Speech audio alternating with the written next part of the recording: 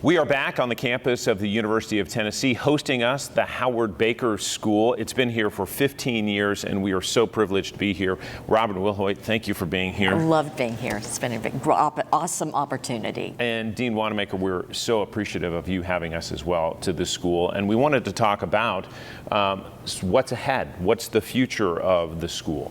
Yeah, we're really excited. So right now, as I mentioned, we're really focused on this first class of undergraduates for the fall of 24, the master's programs that we have. In the next few years, we'll be moving some of our master's programs online to reach a statewide audience. So, the state capital is not in Knoxville, so we want to be able to reach public servants in Nashville and across the state. So that's one big thing on our plate.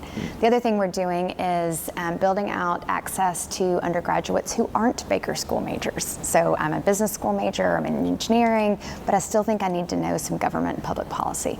So we're making those pathways available. And then another thing that I'll point to is research. This is a place full of faculty, really experts in their field. They're working on issues that are critical to the state, including energy and environmental policy, nuclear policy, all sorts of things like that. This is a personal question. What has it meant for you to be the dean of the newest school here at the university?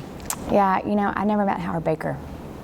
So for me, sitting in this position, it really is such an opportunity to learn about an American hero, and then to try to take that person's values and instill them into the next generation. I mean, what a privilege, what a project, but what a privilege to do that. Let's talk about the man whose name embodies all this. So many stories that you can tell, but if there's one story you can tell that really embodies his credo, what is that? Oh, that's a great question. He was a great storyteller, and many people around him were great storytellers. So one of the benefits of being in this position is that I hear a lot of stories. The one that I really love is a story about Howard Baker when he was minority leader. So he was leading the Republicans in the Senate. They had the smaller share of seats, so he was a minority leader, and Robert Byrd from West Virginia was the majority leader. He was leading the Democrats. There was an election, and the power switched, and there were more Republicans than Democrats. Baker became the majority leader. Turns out the majority leader in the Senate has a pretty palatial office suite, and the minority leader does not. And Baker knew that Byrd really loved that office. And so he went to him on the day after the election and said, you know what? Why don't you keep that office? I know it means a lot to you. That would be a lot of chaos for people to have to move. Just hang on to the office. I'll stay where I am, and we can revisit in the future. And then, of course, what happened was that Baker needed bipartisan support for something. So he went to Byrd. Byrd knew he had just done him a major favor, and he was happy to go along with whatever it was that Baker was after. So I think that story just really underlines what he was about, understanding other people's motivations, where they're coming from, trying to find common ground. Such a great example of that. Governor Haslam tells the story of Howard Baker's funeral and the fact that he was sitting next to Al Gore, a Democrat on one side, and Harry Reid, a Democrat on the other. Here's this Republican governor. He said that was the outpouring that we saw at his funeral that said so much to Governor Haslam about the influence he had across the aisle.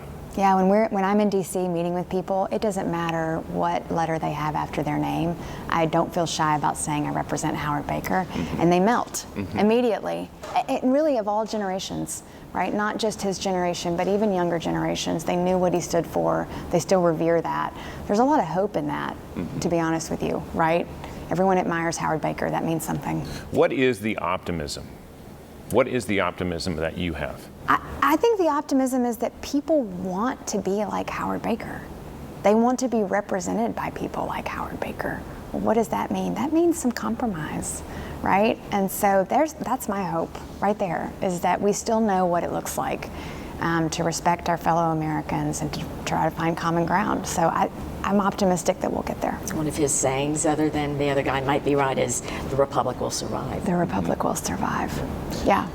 Well, thank you, Dean Wanamaker, for being with us. What a wonderful privilege it has been to be here on the University of Tennessee campus at the Howard Baker School, so thank you. Thank you for being here. And Robin, thank you. I know that Don, Susan, and John are all jealous. Well, you know it.